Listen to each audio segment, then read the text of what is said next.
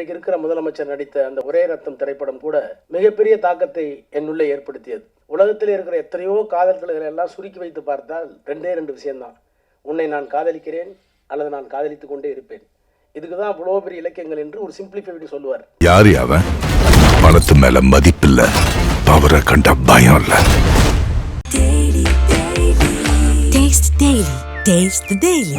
நான் சார்ந்திருக்கிற திராவிட முன்னேற்ற கழகம் கலையோடு, இலக்கியத்தோடு, சினிமாவோடு நெருங்கிய தொடர்பில் இருந்தாலும் கூட நான் அரசியலுக்கு வந்த 90களில் பரபரப்பின் காரணமாக அதிகமான நேரத்தை சினிமாவுக்கு என்னால் ஒதுக்க இயலாமல் போய்விட்டது. எப்போதாவது தலைவர் கலைஞர் அவர்களோடு புதிய படங்கள் வெளியிடுவதற்காக சிறப்பு வெளியீடுகள் இருந்தால் அவரோடு பார்க்கிற அனுபவம் உண்டு. நாங்கள் பார்த்த திரையுலகமும் இன்றைக்கு இருக்கிற திரையுலகமும், நாங்கள் அனுபவித்த இசையும் இன்றைக்கு இருக்கிற பிள்ளைகள் அனுபவிக்கிற இசையும் இருவேறு உலகத்தில் இருக்கின்றனமோ என்கின்ற அளவிற்கு இன்றைக்கு திரை உலகம் வளர்ந்திருக்கிறதா, முதிர்ச்சி அடைந்திருக்கிறதா, அல்லது சிலர் செல்வதைப் போல சீரழிந்திருக்கிறதா என்பதையெல்லாம் நான் மிகப்பெரிய ஆய்வுக்கு எடுத்துக்கொள்ளாதவன். ஆனால் காதலும் வீரமும் தமிழர்களுடைய வாழ்க்கையில் இரண்டர பின்னி இருந்தது என்பதை திராவிட இலக்கியங்கள் சங்க பாடலிலிருந்து பல்வேறு விதமான குறிப்புகளை எல்லாம் பேரறிஞர் அண்ணா அவர்களும் தலைவர் கலைஞர் அவர்களும் எழுத்தில் எடுத்துக்காட்டியிருப்பதை நாங்கள் எல்லாம் படித்து வளர்ந்தவர்கள்.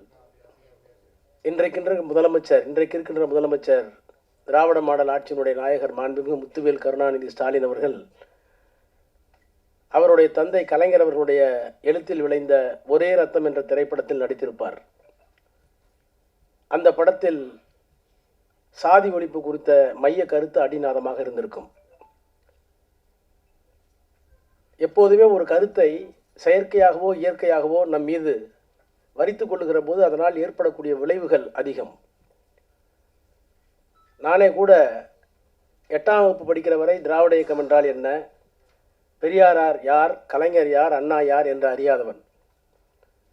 ஏதோ ஒரு பேச்சு போட்டிக்காக என்னுடைய தமிழாசிரியர் ஒரு தலைப்பிலே அவர் எழுதி கொடுத்த அந்த வாசகங்களை பேச போய் அதனால் நான் பரிசு பெற்று அதற்கு பிறகு அண்ணாவை, பெரியாரை, கலைஞரை, அவர்கள் வாயிலாக சங்க இலக்கியத்தை, திராவிட பண்புகளை எல்லாம் அறிந்து இன்றைக்கு 6 முறை நாடாளுமன்ற உறுப்பினராக, 3 முறை ஒன்றிய அமைச்சராக, அதிலே வரக்கூடாத மிகப்பெரிய சோதனை வந்து அதை எதிர்த்து நிற்கக்கூடிய மன வலிமை உள்ளவனாக நின்றிருக்கிறேன் என்றால் அதற்கு காரணம் திராவிட இயக்கம் தந்திருக்கின்ற கலை, இலக்கியம், அரசியல் என்கின்ற அந்த உணர்வு தான். அந்த அடிப்படையிலே இன்றைக்கு இருக்கிற முதலமைச்சர் நடித்த அந்த ஒரே ரத்தம் திரைப்படம் கூட மிகப்பெரிய தாக்கத்தை என்னுள்ளே ஏற்படுத்தியது. ஆனால் இந்த படத்தினுடைய கதை என்னவென்று நான் கேட்டேன். இந்த முன் வெளியீட்டு தகடை பார்க்கக்கூடிய வாய்ப்பை பெற்றேன். நான் முன்பே குறிப்பிட்டதைப் போல கலை, இலக்கியம், காதல், வீரம் எல்லாம் தமிழர்களுக்கென்று இருக்கின்ற தனி செம்மாந்த விழுமியங்கள். எங்குற்றான் உந்தன் மகன் என குரல் கேட்ட தாய்க்கிழவி, பொங்குற்ற துயர் அடக்கி புலி போன இடம் நான் அறியேன், போர்க்களம்தான் போயிருக்கும், புலி இருந்த குகை இதுதான் என்று தன் வயிற்றை சுட்டி காட்டிய தமிழ் என்று கலைஞர் எழுதினாரே, அந்த கலைஞர் தான் ஏறு தழுவுதல் ஆடவருக்கு அழகு, அவர் வாயில் வெற்றிலை சேறு தடவுதல் மகளிருக்கு அழகு என்று காதலையும் சொல்லியிருப்பார். அப்படி காத்து வாக்கில் ஒரு காதல் கதையை கேட்டபோது 2 உண்மையான காதலர்கள் சந்திக்கின்ற தடையை, அதுவும் ஒரு குறிப்பிட்ட சூழலில் பூகோள பகுதியிலே வாழுகின்ற அந்த பகுதியில் இருக்கின்ற தடைகளை எல்லாம் தாண்டி வருகின்ற அந்த ஓட்டத்தை இங்கே தந்திருக்கிறார்கள் என்று சொன்னார்கள்.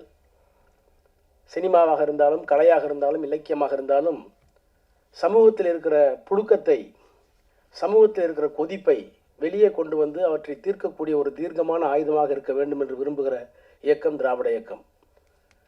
காதல் கவிதையை பற்றிய பல்வேறு கருத்துக்கள் உண்டு. தி longest love poem the loftiest endeavour can be condensed in those few words that I love you and I will love you for ever என்று எலியட் சொல்லுவார். உலகத்தில் இருக்கிற எத்தனையோ காதல்களை எல்லாம் சுருக்கி வைத்து பார்த்தால் ரெண்டே ரெண்டு விஷயம்தான். உன்னை நான் காதலிக்கிறேன் அல்லது நான் காதலித்துக் கொண்டே இருப்பேன். இதுக்கு தான் இவ்வளோ பெரிய இலக்கியங்கள் என்று ஒரு சிம்பிளிஃபை சொல்லுவார். அது ஒரு பார்வை. ஆனால் காதல் இல்லாமல் இருக்க முடியாது என்று சொல்வதற்கும் இருக்கிறது. கலீல் கிப்ரானை நான் படித்திருக்கிறேன். லெபனான் பள்ளத்தாக்குகளில் சைப்ரஸ் மரங்களின் ஊடே என் காதலியின் கல்லறையை கடந்து செல்லும் என் பால்யகால சிநேகிதர்களே, உங்கள் காலடி சத்தம் மெதுவாக இருக்கட்டும், அதை கேட்டு என் காதலி கண்விழித்துப் போல போகிறாள் என்று கதறிய அந்த காதலனை கலீல் ஜிப்ரானில் நான் படித்திருக்கிறேன். ஆக வீரம், காதல் இவையெல்லாம் தமிழர்களுடைய பண்புகள், மாண்புகள்.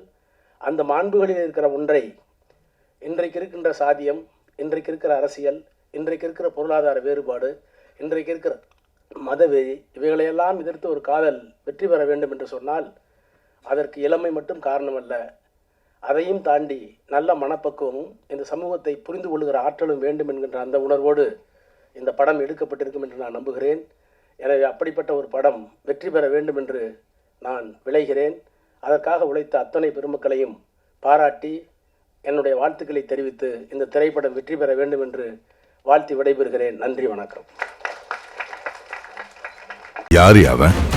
பணத்து மேல மதிப்பில்ல, பவரை கண்ட பயம் இல்ல. Taste the Daily.